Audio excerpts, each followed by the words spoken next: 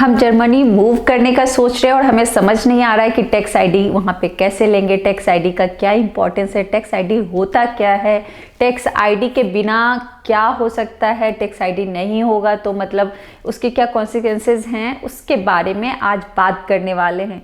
क्या आपको पता है कि यहाँ पे कौन कौन सी चीज़ें बहुत इंपॉर्टेंट है। जैसे ही आप लैंड करते हो आपको विदिन 14 डेज कंप्लीट करने होते हैं। लाइक लॉन्ग रन के लिए आप यहाँ मूव करने का सोच रहे हो तो इस वीडियो को एंड तक ज़रूर देखना, आपके लिए बहुत ही हेल्पफुल होने वाला है। हे गाइस, वेलकम और welcome back to my channel. मैं हूँ रिचा। आई होप आप लोग बहुत अच्छे होंगे, मैं भी बहुत अच्छी हूँ। इस वीडियो को स्टार्ट करते हैं। जैसा कि आपको पता चल चुका होगा, इस वीडियो में हम लोग बात करने वाले हैं टैक्स आईडी के बारे में। लास्ट वीडियो में मैंने बताया था कि अभी मैं नया सीरीज स्टार्ट करने वाली हूँ। लाइक है ना, जब आप यहाँ पे लैंड करते हो या फिर मूव करने का सोच रहे हो तो कौन कौन से पेपर वर्क कराने होते हैं। तो सीरीज में मैंने स्टार्ट किया, पहले मैंने बता दिया है कि कौन कौन से डॉक्यूमेंट रिक्वायर्ड होते हैं, कौन कौन सी ऐसी चीज़ें हैं, 5 थिंग्स जो आपको यहाँ लैंड करने के बाद करनी होती है। सो लास्ट वीडियो में मैंने बात किया था एनवेलूम के बारे में, आज बात करने वाले हैं टैक्स आईडी के बारे में। यस, तो सबसे पहला चीज़ आता है आपका एक टैक्स आईडी नंबर होता है, यूनिक नंबर होता है जो कि आप अपने ऑर्गेनाइजेशन में देते हो। लाइक है ना, आपका टैक्स मतलब आपका नंबर हुआ काइंड ऑफ जैसे इंडिया में पैन नंबर होता है ना, वैसे आप कह सकते हो। या फिर एम्प्लॉय नंबर, कुछ ऐसा ही कह सकते हो। आप यहाँ पे जॉब करना स्टार्ट करते हो तो आपको जो सैलरी मिलती है लाइक उसके लिए बहुत इंपॉर्टेंट होता है आपको टैक्स आईडी वहाँ पे देना है। तो फर्स्ट टाइम जब आप अनमेल्डूम कराते हो, जैसा कि मैंने लास्ट वीडियो में बताया था अनमेल्डूम का क्या इंपॉर्टेंस है, तो अनमेल्डूम आप कराते हो तो ऑटोमेटिकली वो आ जाता है टैक्स आईडी फर्स्ट टाइम आपके एड्रेस पे। लाइक अनमेल्डूम आप फर्स्ट टाइम विद फैमिली कराते हो, लाइक वाइफ है, बच्चे हैं, तो सबका टैक्स आईडी नंबर आपका आ जाएगा। लाइक ऐसा नहीं, और टैक्स आईडी नंबर ऐसा भी नहीं कि आप वर्किंग हो तो है। लाइक मैं वर्किंग नहीं हूँ फिर भी मैं यहाँ रह रही हूँ तो मेरा एक टैक्स आईडी होगा। और लाइक है ना, या तो मुझे बेनिफिट्स मिल रहे हैं या फिर मैं कंट्रीब्यूट कर रही हूँ, तो 2 केसेस हो सकते हैं, तो मेरा टैक्स आईडी होगा। तो सबके होते हैं। लाइक इवन कोई बेबी है, बच्चा है, पैदा हुआ, बर्थ सर्टिफिकेट बना, तो उसका भी टैक्स आईडी ऑटोमेटिकली आता है। नहीं आया तो आप फिनांस आर्म को कांटेक्ट कर सकते हो। तो अभी बात करते हैं, लाइक है ना, विद फैमिली आप अनमेल्डूम कराते हो और आपका टैक्स आईडी आ गया। टैक्स आईडी आ गया तो वो टैक्स आईडी आप दोगे, कहाँ दोगे?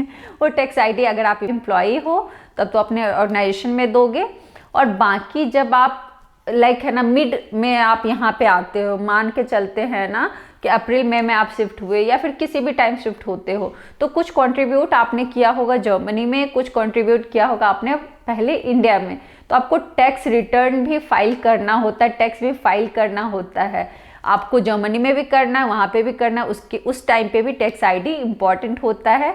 और ऐसा नहीं है कि है ना वाइफ वर्किंग नहीं है तो उसका नहीं करना है, उसका भी करना है। तो वो सारी चीज़ों के लिए टैक्स आईडी बहुत इंपॉर्टेंट होता है।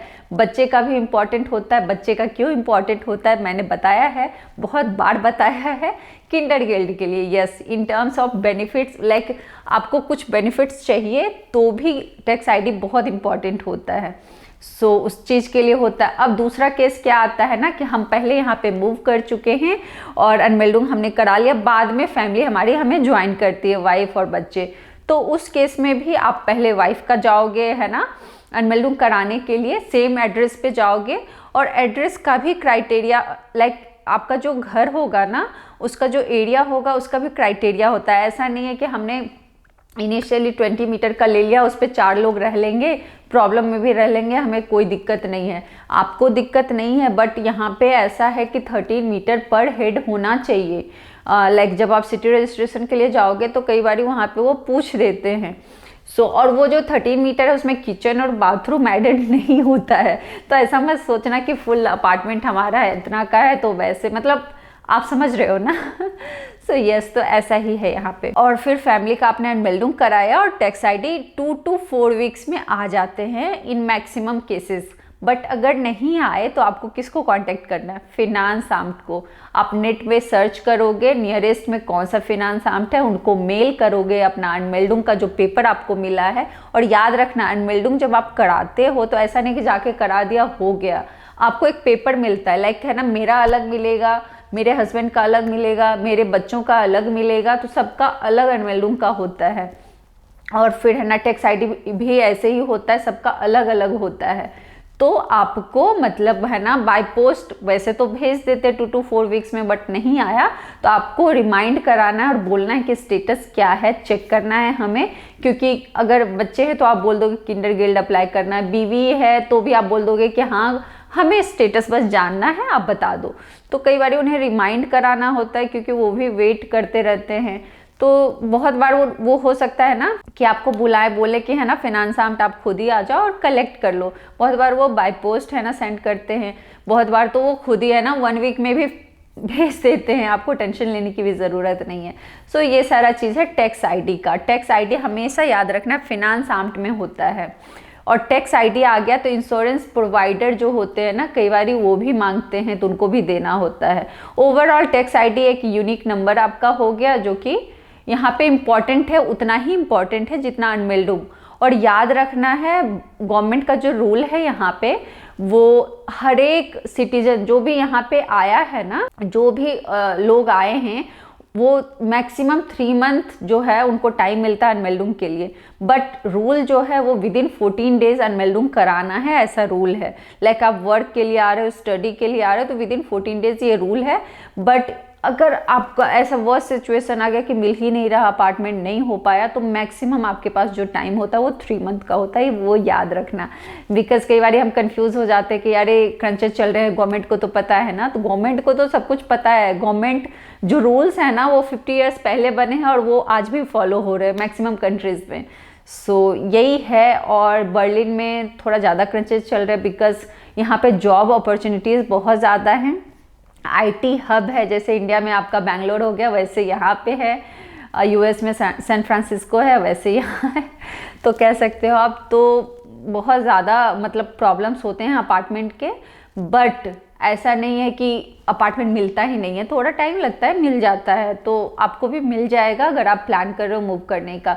बाकी अदर सिटीज़ में भी सोच रहे हो तो भी थोड़ा प्रायर, मतलब आपका जॉब कंफर्म हो गया, आप वीज़ा का प्रोसेस कर रहे हो, साथ के साथ अपार्टमेंट भी ढूंढना स्टार्ट कर दो। बिकॉज यहाँ हर सिटीज़ का ऑलमोस्ट सेम सीन है, जब तक कि आप है ना विलेज में कहीं रहने ना जाओ। बट ऑब्वियसली आप विलेज में तो रहने नहीं जाओगे, आपका जहाँ जॉब है, जहाँ बच्चों का स्कूल है, कीटा है, हॉस्पिटल्स हैं, वहीं जाओगे आप, जहाँ मतलब आपकी लाइफ सही हो। और ऑब्वियसली आपको जर्मन नहीं आती है तो आपके लिए थोड़ा टफ हो जाता है इनिशियल टाइम। सो आप सिटी में रहना चाहते हो, किसी भी जर्मनी के सिटी में रहना चाहते हो, तो बेस्ट है कि आप पहले से अपार्टमेंट ढूंढो। अपार्टमेंट मिल गया आपको है ना, वोनुंगेबर जो भी लैंडलॉर्ड होते हैं उनसे बिस्टेटिगुंग लेना है, आपका कॉन्ट्रैक्ट हो गया, बाकी अनमेल्डुंग एंड देन टैक्स आईडी। सो इस सीरीज को आगे बढ़ाएंगे, नेक्स्ट क्या डॉक्यूमेंट चाहिए होता है और वो कहाँ से प्रिपेयर कराने होते हैं, उसके लिए क्या डॉक्यूमेंट चाहिए।